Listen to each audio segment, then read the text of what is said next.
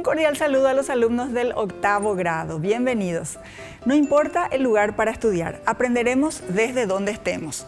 Soy la profe Carmen y te acompañaré en esta clase de lengua y literatura castellana. El tema de hoy es la personificación. En esta clase vamos a ver la definición, las características y los ejemplos. Tenemos los siguientes propósitos.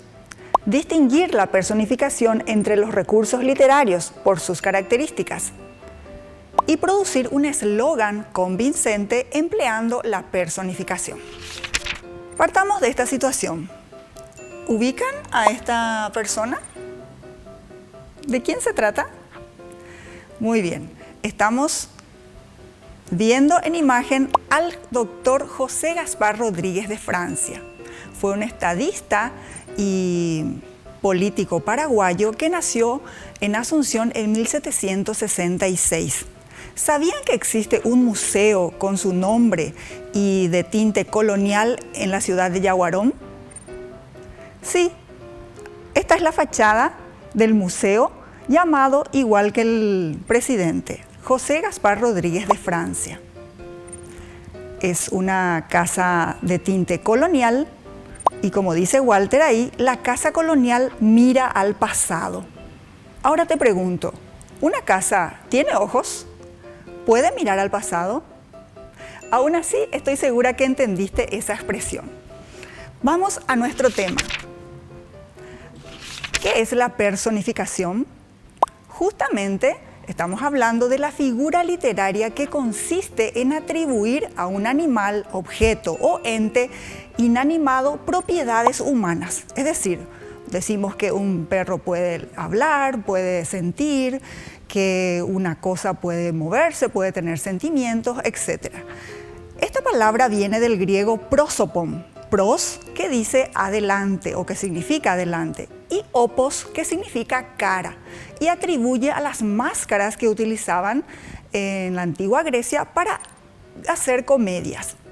Máscara empleada por los actores. También significa persona. A continuación veremos las características de la personificación. Y como podemos observar en la imagen, el 1 dice es un tipo de metáfora. ¿Por qué? Porque está haciendo una comparación entre dos objetos, personas, situaciones, o le está atribuyendo vida a algo inanimado.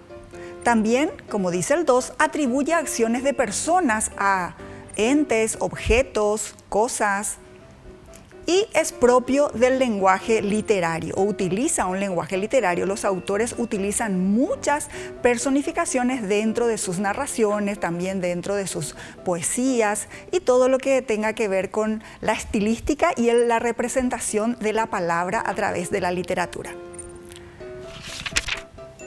Vamos a ver algunos ejemplos. Y aquí tenemos, tiempo después, el invierno tocó a su puerta. ¿El invierno tiene vida? ¿Puede tocar una puerta? Tal vez nuestra respuesta sea no. Por lo tanto, estamos frente a una personificación, dando vida a una estación, el invierno. Aquí tenemos otro ejemplo. Cómela, dijo la serpiente a Eva, refiriéndose al pasaje bíblico del Génesis en que la serpiente invita a Eva a comer la manzana. Entonces le está dando vida o palabras, en este caso está haciendo hablar a la serpiente. Otro ejemplo sería, en otoño los árboles se desnudan de su follaje.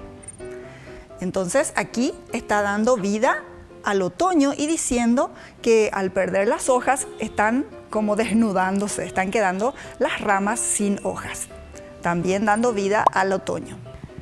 Aquí tenemos otro ejemplo, los violines lloraban mientras tosía el tambor. Es decir, en esta personificación está dando vida a dos instrumentos musicales, los violines y el tambor, diciendo que lloran unos y tose el otro. Y en este último ejemplo tenemos soldados, la libertad nos espera y el deber nos llama, dando vida, en este caso, a la libertad y al deber. Muy bien, de esta manera terminamos el desarrollo de nuestra clase. Ahora vamos a comprobar nuestros aprendizajes. Dice, marcamos con una X según corresponda. ¿Cuál de estas expresiones es una personificación? Bien, aquí tenemos 4 oraciones. La primera dice, el colibrí aletea sobre la casona antigua. ¿Esto constituye una personificación o no? No, porque sí, el colibrí puede aletear sobre la casa antigua, entonces no marcamos A. B, las blancas paredes devoran el naranja del ocaso. ¿Esta sí es una personificación? Claro que sí. Muy bien. Tercera, como si estuviera vivo, los ojos de su retrato me miraban.